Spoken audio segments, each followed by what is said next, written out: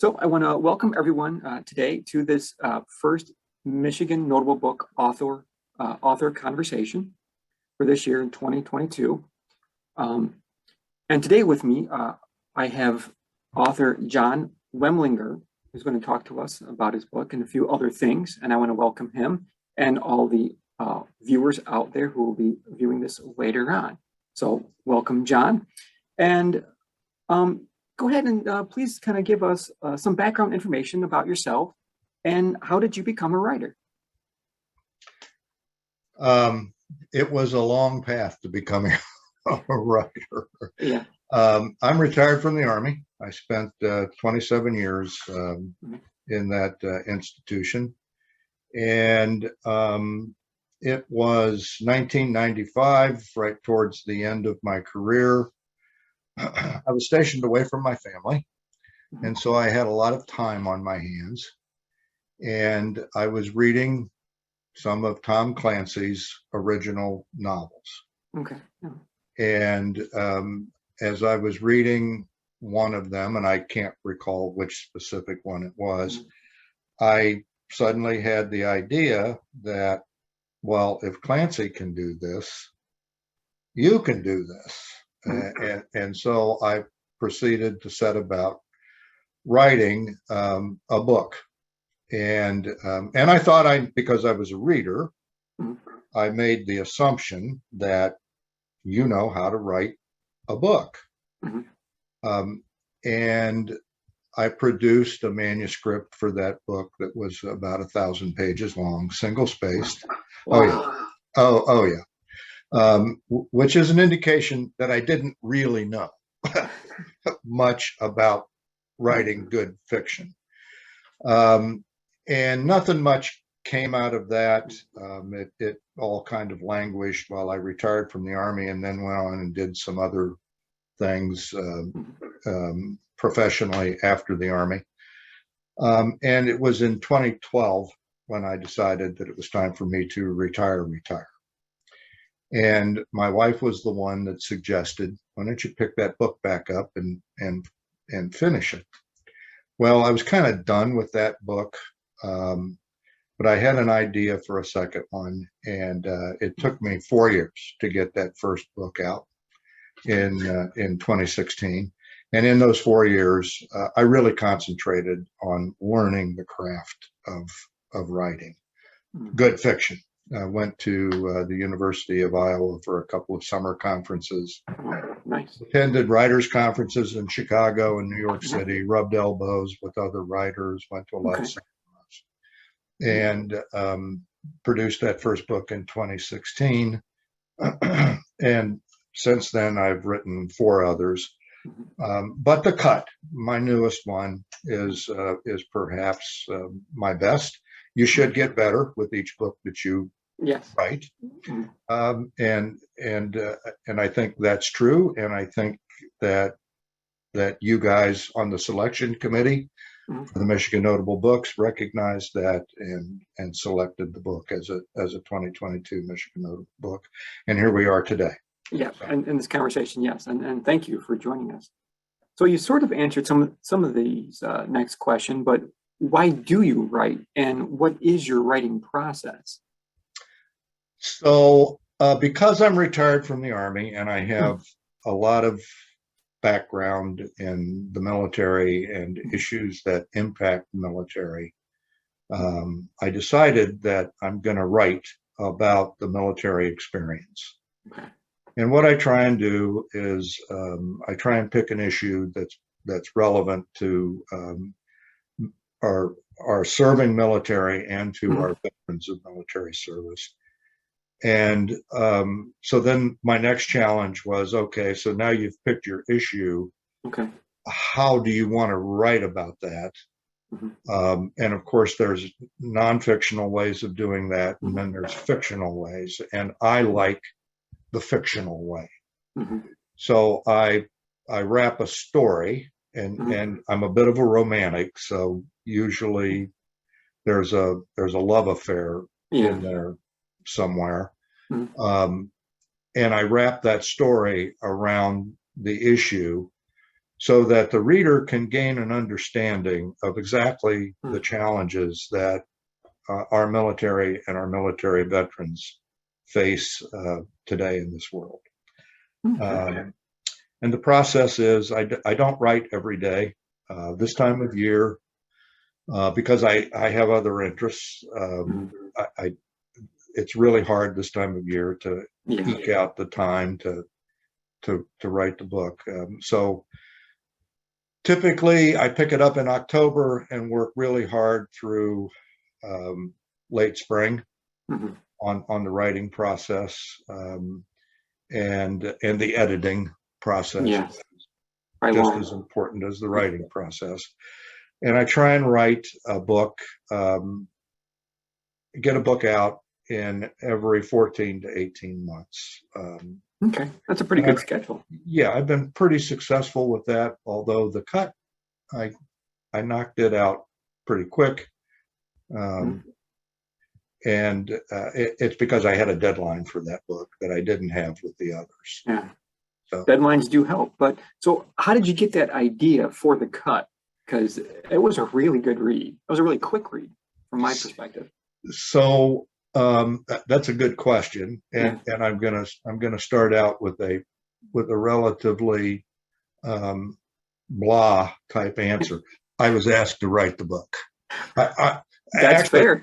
Actually, I was asked to write something to commemorate the 150th anniversary of the digging of the cut, which happened in May of 1871.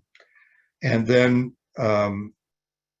it also commemorates the 150th anniversary of the small town that I live in, the village of Onekama, Michigan. Because without the cut, Onekama never would have come to be where it is today. So I was asked to write that 2 years before the book was published. But at the time, I was working on another book, and my mind's not good enough to do 2 book projects at the same time. So I sort of blew the lady off that asked me. And then about a year before the cut came out, she asked me again, would you write something? And I was done with the book I was working on. And so I did a little bit of research and uncovered some facts about the digging of the cut, which is a real David and Goliath story. Big lumber versus a bunch of dirt poor farmers. And because I'm a romantic, I decided that, so take the facts of that great David and Goliath story and then spin a Romeo and Juliet love story around it. So would you say that David and Goliath would be a good theme that runs throughout the book then? I would absolutely say that. And the David and Goliath thing kind of plays itself out in the love affair that happens between Alvin Price, the male protagonist, and Lydia Cochran, the female protagonist. So it's kind of switching gears a little bit. How do you define this work as a story? Is because you mentioned nonfiction, fictional writing, historical fiction. Where do you kind of label this, categorize it? So the broad label is it's historical fiction. Okay. But the question I have been asked a lot when I talk about this book to readers is, well, John, where does the nonfiction end and the fiction begin? And again, I give them a rather squirrely answer. I tell them, well, if I've done my job well, you won't know. And you did it well, because I didn't know. It was a great story. So the facts around the digging of the cut itself, that channel that now runs between Portage Lake and Lake Michigan, I did a fair amount of research on that, and those facts are pretty much true. Mhm. Not not theatricalized or Mhm. anything. Yeah. They're what actually happened. So the beginning chapter of the book, Yeah. where the steamer John A. Dix, Mhm. transiting between Traverse City and Manistee, finds itself somehow early in the morning of May 14th, 1871, Mhm. in the middle of some kind of forest Yeah. when they're 2 to 3 miles offshore in Lake Michigan. Mhm. That's a fact. That's okay. That That's, actually happened. That's chronicled in yeah. newspaper articles Mhm. of the time. Mhm. Um, the love affair. So Alvin and Lydia, Mhm. the two lovers, um, their story is purely fictional. The Price Mhm. Farm is purely fictional, but where the Price Farm could be located, where the cut was actually dug, those are actual places on the ground. Yeah. So, Okay. and then the other thing is it's set in the Victorian period, Mhm. so the characters have to act and interact Mhm. as they would Mhm. if they were products of that particular age Yeah. in American history. Mhm. So Yeah. that took a little bit of research as Mhm. well. For sure. So, what would you say was the hardest part of this whole experience writing this book? Because you've kind of, hinted at a few different things like the research and the short timeline that you had. So, So thank you. Yeah, yeah, that keys me off. The hardest part was the deadline okay. because I'm not used to deadlines. Ah, I publish independently, mhm. so I don't have a major publishing house with an editor there who's pinging on me Yes, every month for my next 2 or 3 chapters. yeah, I'm able to do that at my mhm. own pace and do the editing process at my own pace until this book came along. Yeah, So, like I said, mhm. I waited until I had about a year to write Yeah, the book, and then the deadline was mhm. May 14th, 2021. That's when it had to be finished by, Yeah, because the committee that asked me to write the book mhm. was planning a big celebration Right. Yes. on that day. Mhm. Now, I did manage to get a month's reprieve from that because of Mhm. COVID. It Okay. wasn't until about the middle of June Okay. that they were actually able to gather and celebrate because Mhm. the Omicron virus was just Yeah. wreaking havoc everywhere.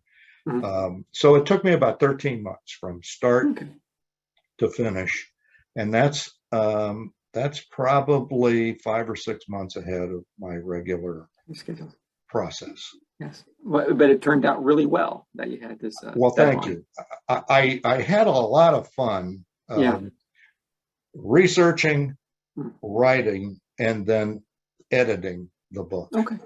My editor just happens to be Mhm. uh, a lady who writes Mhm. French Victorian historical novels.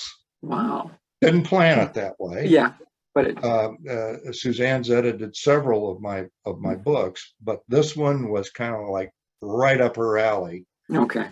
and she was able to help me a lot with the characters for that period. For instance, I had them doing some things that she came back to me and said a proper young lady of that time would never Yeah. even consider doing that.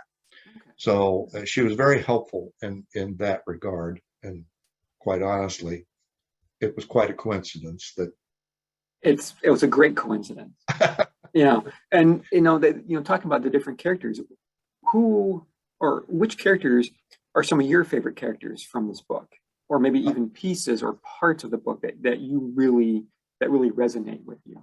I really enjoyed creating Alvin Price and Lydia Cockrum Mhm. and developing their lifelong love affair Yeah, okay. over the course of the book. Mhm. But the pieces in that in that development that stand out to me. Mhm. First of all, I like the way I have them meeting Mhm. on River Street. They Yeah. literally This bump into ending each into other. each other. Yes, falling down. Yeah. Yes. The other piece that I like is the scene where Lydia goes to the now defunct Mhm. mill Mhm. where her father is building. He's actually building a port Okay. that will be serviced by rail cars, and ships can come in and load and unload at this port that he is building. And he remains adamantly opposed to Lydia and Alvin's Yeah. relationship, and she has it out with him at this scene at the mill, and they walk out angry. Alvin's not necessarily angry. Yeah. Alvin is sad that he's created this tension between Lydia and her father, but Lydia is just furious. Mhm. And they make the ride back to Alvin's farm where Lydia is staying for the summer.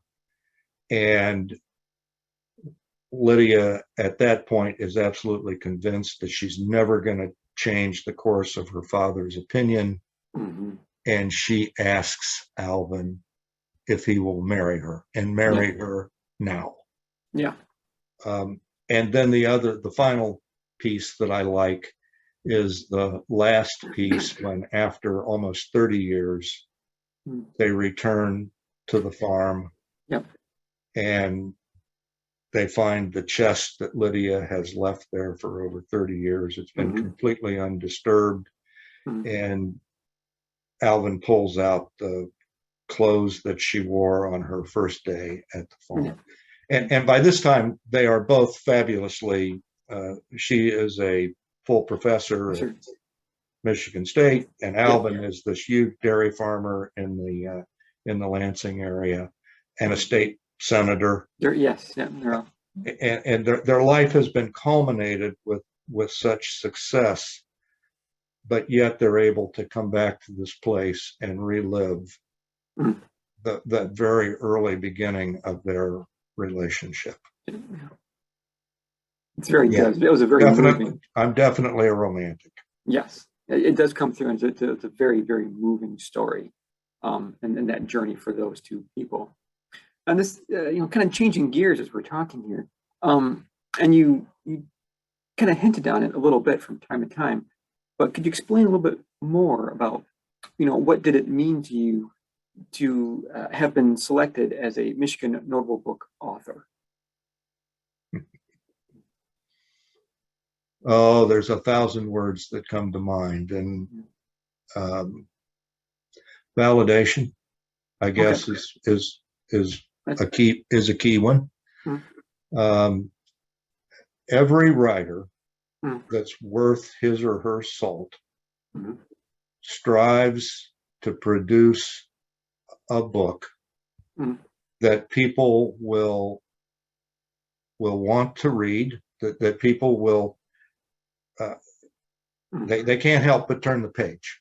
Yes. And when they finally set it down for the night, they can't wait to get back to it the next day and Okay. find out what happens next. Every writer wants to produce something like that. Mm, Um, when a book is selected by a prestigious library like the State Library of Michigan, out of a field of many other really, really well-written books, and you select 20 a year, and it's usually around 400 books that are entered for consideration, and yours gets selected. That's validation that you have produced the kind of book that keeps people turning the page, that makes people tell a friend, there's this book. Yes. And you should read it. And so a quick story about Yeah. validation. A good friend of mine up here who's a retired teacher, read that book. And he called me up and said, "This is absolutely a wonderful book. I was a history teacher. Do you mind if I recommend this book to the guy that took my place?" Okay. And I said, "Absolutely not. Yeah. Pass your book along to him." Yeah. So he did. And the gentleman who's now the teacher, eighth grade American history, read the book, called me up and wanted 40 copies of it. And his plan was, at the end of the eighth grade year, they've just finished studying the Civil War, and they take a quick look at the Reconstruction period, which is when the cut is set, 1870, 1871. And the war was over, but things were still not well in America.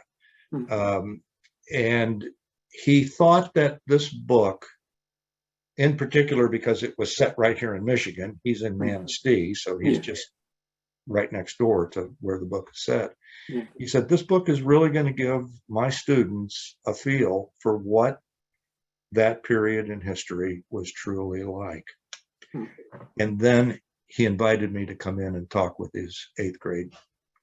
And I got to tell you, Matt, that was an amazing, I bet it was an amazing experience.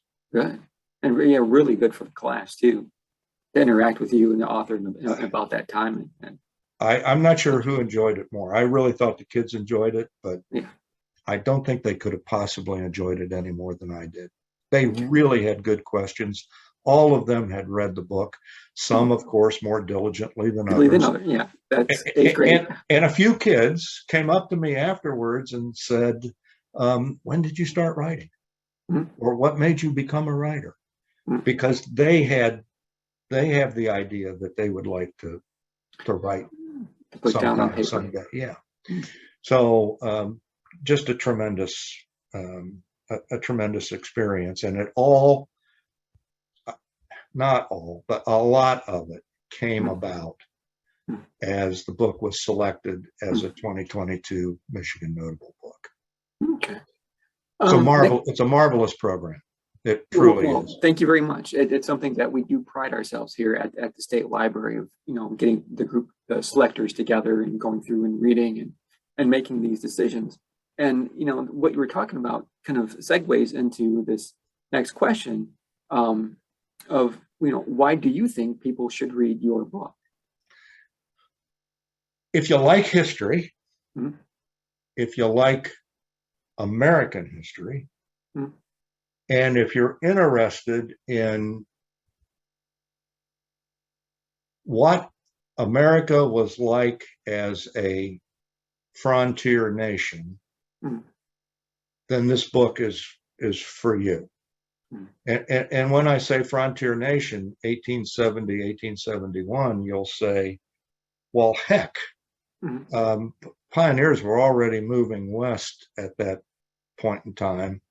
And the answer to that is, yeah, I know. So 1849 was the gold rush, and everybody goes west to try and strike it rich. But at the same time, this northern part of the lower peninsula was a frontier. We had this amazing stands of primordial forests, virgin forests, that trees 100, 150 foot tall, 6 to 8 foot round at the base, and America was wanting to get over the Civil War. America was wanting to develop, and lumber became a key commodity. A little known statistic, one that came out in my research, in the 1870 to 1900 time period, Manistee, Michigan had more millionaires in it than any other city in the United States per capita. Wow. And that includes Chicago, New York City, Boston, Philadelphia. And these guys were, for the most part, all lumber barons. And they were harvesting these trees out of these primordial. They were not doing it in an environmentally sound way. Yeah. Yeah. But the commodity was in such demand at that time.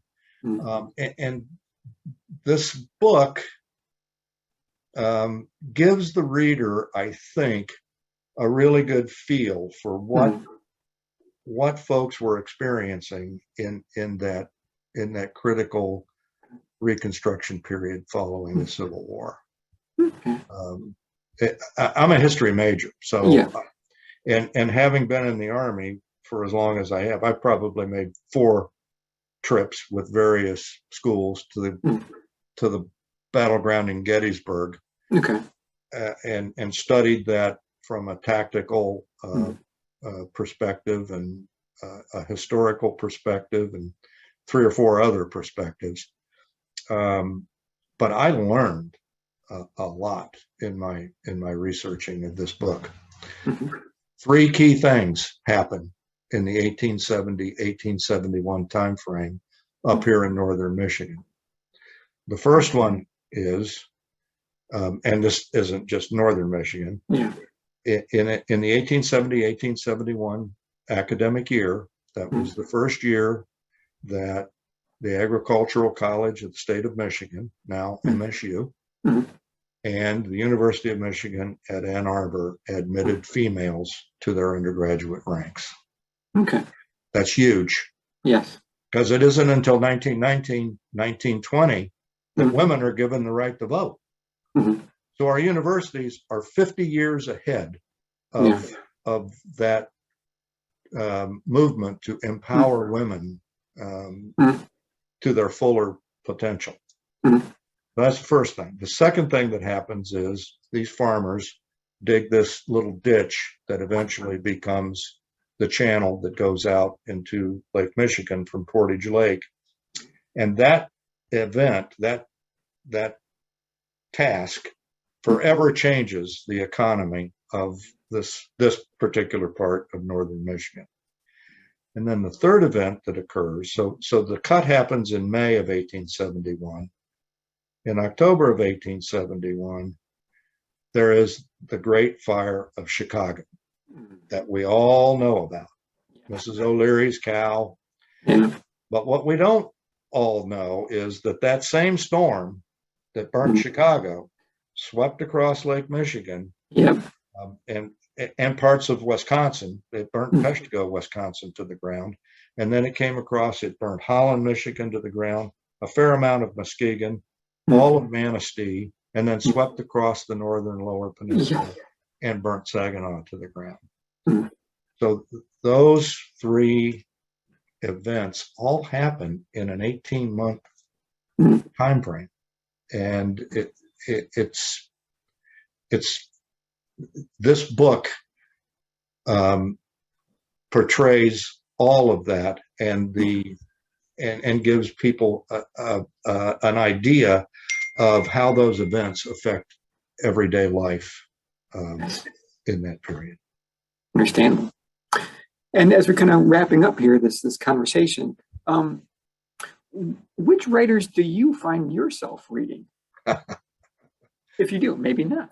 I have 2, and I think one will probably not surprise you or my readers. I really like John Grisham, especially when he's writing his legal novels. But I'm reading his book Suli right now, which is a story of a South Sudanese young man who wants to play basketball. And it's really a good read, and not a read I would have expected from John Grisham. But I really like Grisham. I think he's a master of intrigue. I think he's really good at the little twists and turns that the reader doesn't anticipate. And this is where even you might laugh. I really like Nicholas Sparks. And that's my romantic side. No, yeah. You know, the stuff he writes really plays on my heartstrings. Mhm. Especially, he's written several books about veterans that Okay. come back and Mm. and fall into relationships. Mm. So those are the two, and the early Clancy stuff Yeah. Okay. still appeals to me. Mm. Um, I'm probably not as big a reader as people might think a writer would Mhm. be. Mhm. And that's simply a function of time management. Yeah. It takes a long time to write a book. Oh yeah. I bet. I bet it does. And so I'm not reading somebody else's stuff. I'm reading my stuff Stuff. and constantly editing it and Mm. then working on comments that my editors make. So Okay. Well, the one thing I wanted to kind of wrap up this conversation here is I want to, say, thank you for taking the time and speaking with me for this author conversation. But are you working on a book currently, or kind of getting some ideas on paper that you might want to tease the readership out there? In the next I, couple of years, might see something. I just answered an email this morning from a reader who said, "Hey, John, are you working on another book? One's due pretty soon." Yeah. And the answer is yes. I'm Okay. working on book 6. It is as Okay. yet untitled. Mm-hmm. I'll be honest with you, Matt. Trying to get the right title is I. that's a task in and of itself. Except for this last book, the Yeah. title of The Cut came Is. pretty easy. Yeah. But all the others have come after a lot of deliberation, and typically after the manuscript has been completely Really. Okay. finished. So this book 6 is yet untitled. Mm-hmm. It is set in Empire, Michigan, Mm-hmm. right along the Michigan shoreline. Mm-hmm. And it's going to begin with a young man who is an excellent athlete and an excellent scholar, and who goes to his first class of the day on September the 11th, 2001. Mm-hmm. And his teacher is late for class, which is unlike the teacher. And he walks into the class and he asks the class, "Are any of you aware of what's going on in New York City right now?" And this is before the age of cable TV in every classroom. Yeah. Cell phones were in existence, but they weren't prolific as they are now. And everybody is just kind of like, "No, what's going on?" And then the book will spring from there. Again, it's going to be based on military experiences. I'm about a third of the way through it. Wow. Okay. But I'll be honest, I haven't touched the manuscript since mid to late April. Yeah. Because I can play golf now. I can you can go. boat. You can go on the lake or play golf. There's a lot of other Exactly. things. Other things get in the way. Yep. And so it's in the computer. It's laying there, and it's just waiting on me to get back to it in the October time frame. So.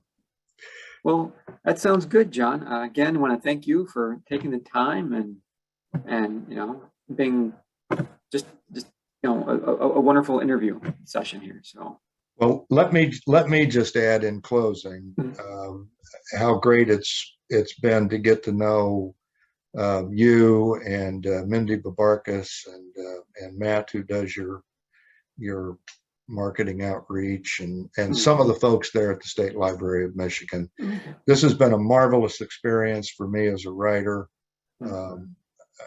Humbling to be selected, a huge honor, a great validation of my work, and I hope that we'll be able to do this again on a book in the future. I hope so too. I gotta, the dates of when to submit things. I do. Yes, I do. That's what you need to know. All right. Yeah. So with that, everyone, thank you, audience, for watching this, and tune into the next one. As we film them, we will get them edited and we will post them to our website. So thank you, everyone.